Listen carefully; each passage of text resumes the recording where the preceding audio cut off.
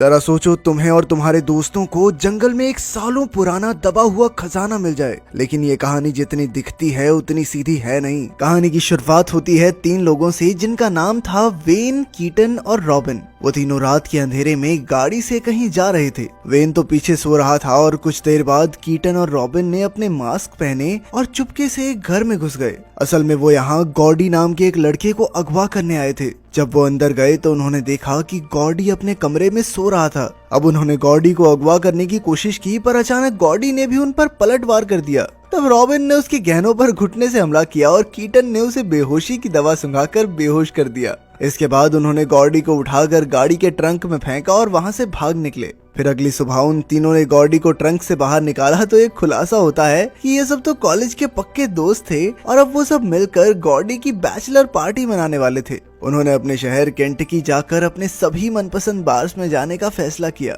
इसके बाद वो आर्केडिया नाम के एक बार में घुसे, पर तब उन्हें पता चला कि इस जगह को बार से बदलकर रेस्टोरेंट बना दिया गया है। जिसके बाद वो सभी थोड़े निराश हो गए। कीटन ने इसके लिए माफी मांगी क्योंकि उसने यहाँ आने से पहले कहीं पर भी चेक नहीं किया था। खैर, फिर वो सब वाइन पीने बैठ गए और गॉडी कुछ देर के लिए सड़क पर घूमकर अपने पुराने दिन याद करने लगा। चलते चलते वो एक छोटी एंटीक दुकान पर आ पहुंचा जहां वो पहले अक्सर जाया करता था। वहां उसे कैरोलिन नाम की एक लड़की दिखाई दी। लगभग 10 साल पहले तो गॉडी कैरोलाइन के प्यार में पूरी तरह पागल था। खैर, पहले तो गॉडी उसे पहचान तक नहीं पाया, पर जब कैरोलाइन ने उसे कुछ किस्से सुनाए तो गॉडी को सब कुछ याद आ गया।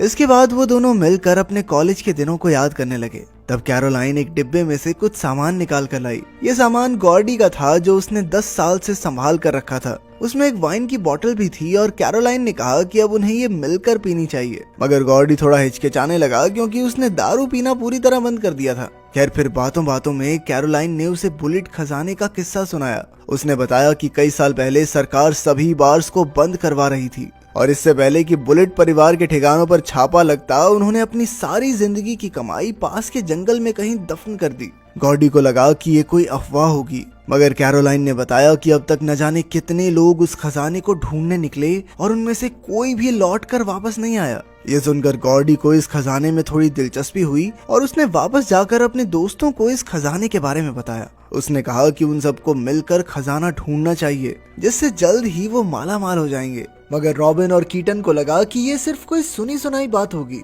लेकिन फिर गॉडी ने कहा कि दुनिया की हर कहानी के पीछे थोड़ा सच तो होता ही है। आखिरकार वो सब मान गए और खजाना ढूंढने के लिए राजी हो गए। फिर जब वो खाना खा रहे थे तो एक आदमी उनके टेबल पर आकर रॉबिन पर लाइन मारने लगा। तब गॉडी ने बीच में आकर उसे दूर हटने को कहा, लेकिन वो आदमी टस से मस न हुआ। फिर गॉडी ने टेबल से चाकू उठा लिया और उसका गला पकड़कर जान से मारने की धमकी देने लगा। ये देखकर उसके दोस्त भी हक्के बक्के रह गए, पर उन्होंने गॉडी से कुछ नहीं कहा। इसके बाद वो चारों केंटकी के पास एक जंगल की ओर निकल पड़े। वहाँ साफ साफ लिखा था कि ये जंगल इंसानों के लिए सुरक्षित नहीं है, मगर फिर भी वो आगे बढ़ते रहे। इसके बाद उन्होंने एक जगह ढूंढकर वहाँ पर खुदाई शुरू कर दी। इसी तरह पूरा दिन बीत गया और रात को उन्होंने अपना टेंट बांधकर आग जलाई। फिर वो मिलकर शराब और सिगरेट्स पीने लगे। इस दौरान गॉडी नशे में रॉबिन को बुरी तरह से देखने लगा। फिर वो खुद को रोक नहीं पाया और उसने रॉबिन के करीब आने की कोशिश की। इससे रॉबिन काफी ज्यादा गुस्सा हो गई, मगर कीटन ने उसे दूर ले जाकर जैसे तैसे शांत किया।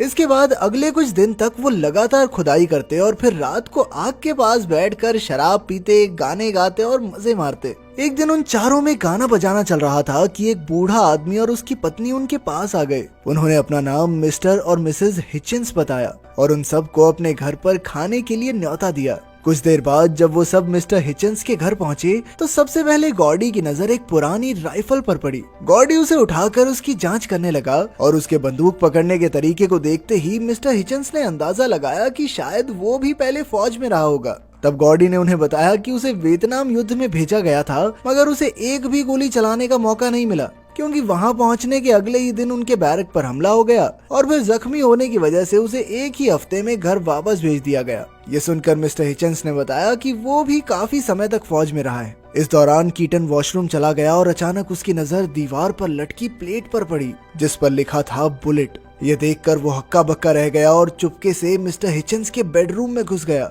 वो ये देखना चाहता था कि क्या सच में ये घर बुलेट्स का है। जब उसने ड्रॉर्स वगैरह देखे तो उसे एक पिस्टल मिली जो उसने अपनी सुरक्षा के लिए अपने पास रख ली। वहीं दूसरी ओर मिस्टर हिचन्स ने बाकी सबसे पूछा कि इन घने जंगलों में आना तो मना है, फिर वो सब यहाँ क्या कर रहे हैं। रॉबिन ने कहा कि वो तो सिर्फ गॉर्डी की बैचलर्स पार्टी मनाने आए हैं, पर मिस्टर हिचन्स को उन पर शक होने लगा था। हिचन्स ने कहा कि तुम लोग इस घने जंगल में खजाने की तलाश करने वाले पहले आदमी नहीं हो। फिर उन्होंने सबको चेतावनी देते हुए कहा कि जो सामान यहाँ दफन है उसके दफन रहने में ही सबकी भलाई है। तभी कीटन भी वहां आकर बैठ गया, पर अचानक उसकी जेब से पिस्टल नीचे गिर गई। ये देखकर मिस्टर हिचन्स और उनकी पत्नी को यकीन हो गया कि इन लोगों के इरादे नेक नहीं है। मिस्टर हिचन्स ने उन पर अपने परिवार का खजाना लूटने का इल्जाम लगाया, और जब बहस ज्यादा बढ़ गई तो गॉर्डी ने दीवार पर लटकी राइफल उठाकर मिस्टर हिचन्स पर ही तान दी। गॉर्डी ने उसे अपना असली नाम बताने को कहा तो उस बूढ़े आदमी ने कहा कि मैं ही विलियम बुलेट हूँ। ये सुनते ही गॉर्डी ने उसे गोली मार दी और उसके सभी दोस्तों के पैरों तले जमीन खिसक गई।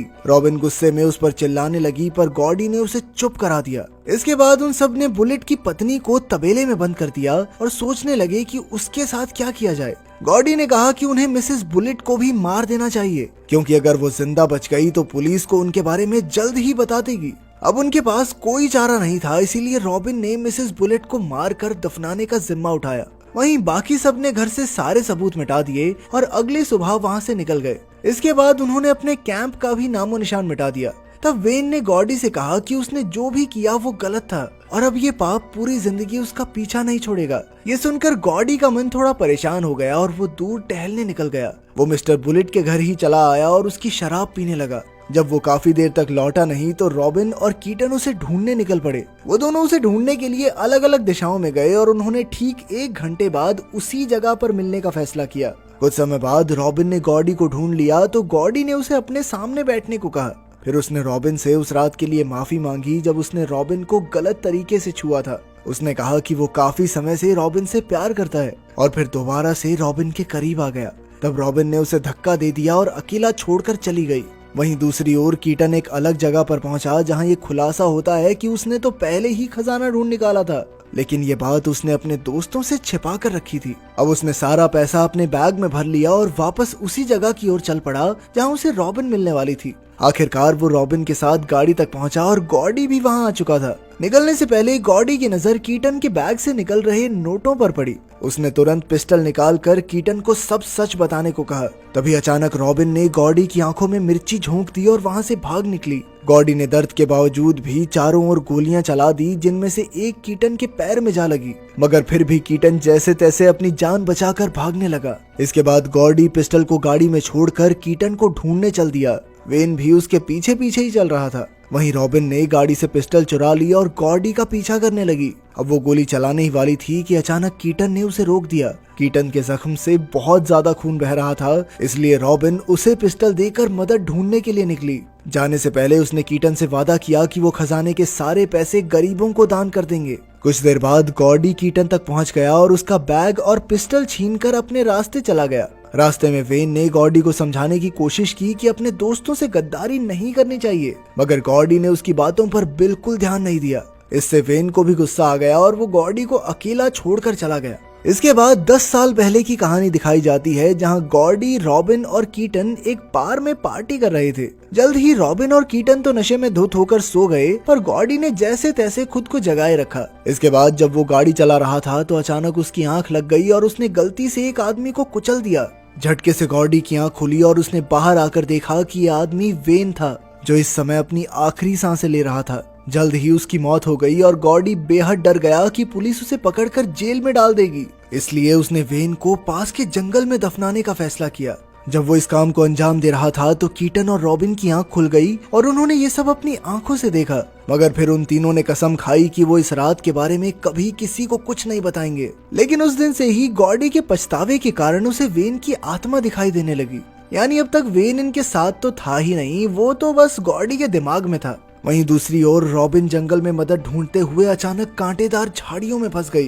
तभी गॉर्डी उस तक पहुंच गया और उसने रॉबिन को गोली मारने की कोशिश की, मगर पिस्टल में गोलियां खत्म हो चुकी थी। असल में जब गॉर्डी ने कीटन से पिस्टल छीनी तो कीटन ने पहले ही उसमें से सारी गोलियां निकाल ली थी। फिर कुछ ही पलों में किसी ने गॉर्डी को पीछे से गोली मार दी। ये कोई और नहीं बल्कि मिसेस बुलेट थी। असल में पिछली रात रॉबिन ने उन्हें मारा नहीं बल्कि सिर्फ मारने का नाटक किया था। उसके इस एहसान को मानते हुए मिसेस बुलेट ने उसे जिंदा छोड़ दिया। फिर कुछ समय बाद रॉबिन जैसे तैसे कांटों से बाहर निकली और आर्केडिया बार की ओर निकल